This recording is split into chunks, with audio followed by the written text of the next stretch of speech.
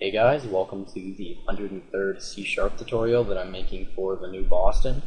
And in this tutorial, I'm going to be showing you how to access every control in your form. So if you want to change the property of a control, such as like if it's enabled or the text or something like that, I'm going to show you how to access all the controls on using one simple method, and you don't have to type out like button1.text equals. You could just use a method.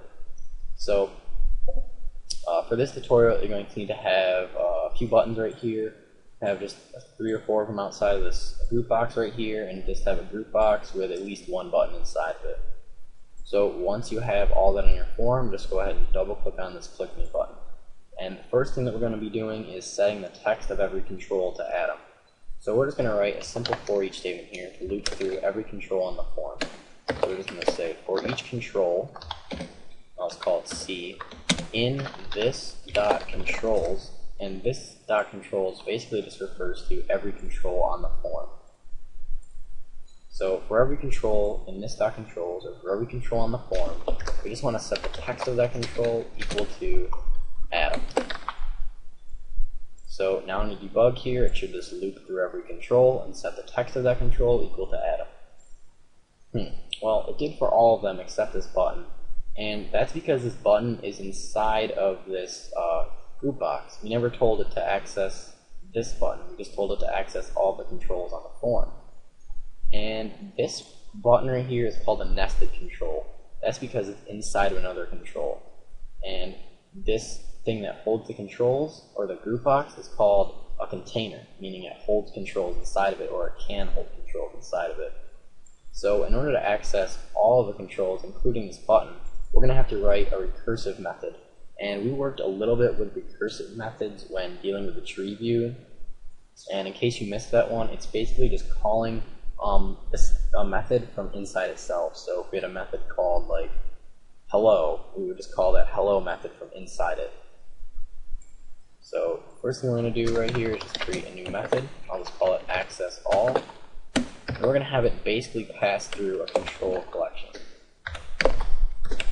And we're just going to have it first set the text of the control equal to Atom, and then we're going to have it check to see if the control has children, or if there's controls inside of it. And if there are, then we'll just recall this method so we can set all of those controls equal, or the text of all those controls equal to Atom. So let's just copy this for each statement because we're going to need it. So for each control in the control collection, we're just going to set the text equal to Atom. Now we're also going to check to see if the control has children, or if the control has controls inside of it.